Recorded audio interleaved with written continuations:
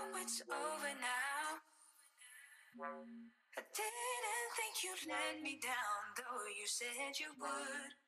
Bonjour tout le monde! Aujourd'hui, j'ai décidé de vous faire ce look-ci, donc un peu plus rougeâtre. Alors, j'espère que vous aimez ça. Encore une fois, c'est un look intense, malgré que je pense qu'il peut vraiment se porter de jour si vous êtes un peu plus intense avec votre maquillage. Alors, j'espère que vous aimez ça. Restez avec moi, je vous montre comment le recréer. Comme d'habitude, je prends un primer pour commencer, mais aujourd'hui, je vais prendre un primer sous forme d'huile. J'ai vraiment hâte de voir comment ça va faire. Celui-là, je vais l'appliquer sur la totalité de mon visage, comme si c'était une crème hydratante. J'applique maintenant mon fond de teint et puis j'avais commencé avec mes mains, mais je sais pas pour quelle raison, je me suis dit non, je vais prendre un pinceau. Appliquez-le de la façon que vous préférez, c'est vraiment à votre goût. On a besoin d'une base pour les ombres à paupières. Alors, je prends mon primer pour les yeux puis je l'applique partout sur ma paupière. Ensuite, comme à l'habitude, je vais fixer mon primer pour les yeux. Donc, sinon, ce serait trop collant. En tout cas, pour ce primer-là en particulier, ce serait trop collant. Je commence avec un fard à paupières rouge. Prenez celui que vous voulez. Ça a vraiment peu d'importance. Prenez une belle couleur rougeâtre que vous aimez. Et puis, je l'applique dans le coin externe de mon œil. Je vais vraiment diviser ma paupière en 3 si on veut. Alors là, je vais l'appliquer dans le coin externe de l'œil, mais je vais prendre un tiers de ma paupière. Pour l'autre tiers de ma paupière mobile, j'applique un rouge très rosé et puis, c'est ça, je l'applique de la même façon en tapotant légèrement.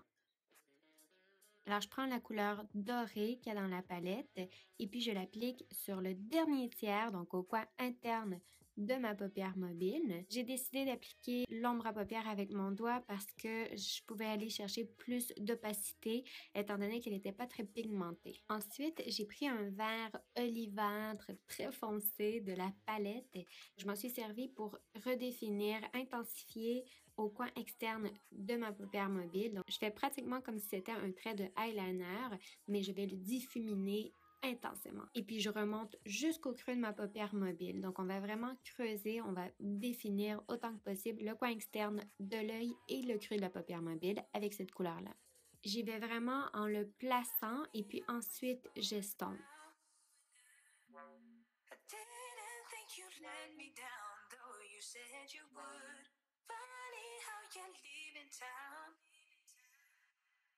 Got my heart all broken, baby, then you said you... Alors maintenant, on est prête à appliquer le cache-cerne, donc mon correcteur. Donc comme c'est un look assez intense, je l'applique sous forme de triangle en dessous des yeux pour aller rechercher le plus de lumière possible. Ensuite, il faut fixer bien évidemment le correcteur.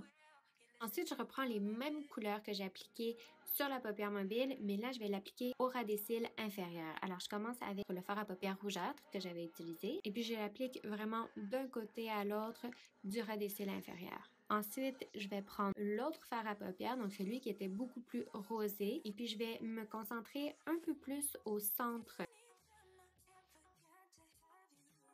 Je vais accentuer légèrement avec le vert olivâtre qu'on avait pris aussi de la paupière mobile et puis je vais appliquer ça au coin externe mais du ras des cils inférieur.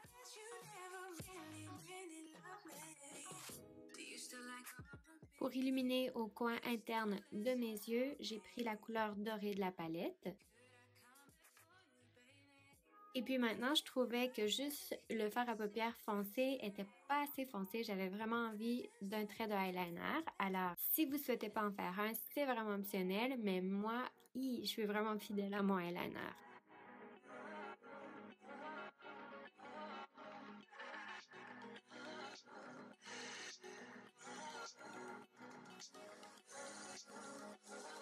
Ensuite, parce que c'est un look intense, j'ai décidé de prendre un crayon colle noir et puis je l'applique à la partie interne du ras des cils inférieur et supérieur.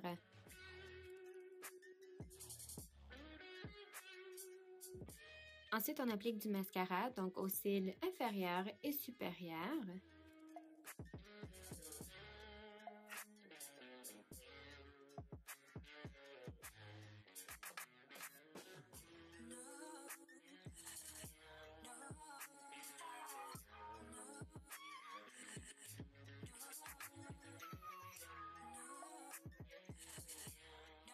Et maintenant, la poudre bronzante.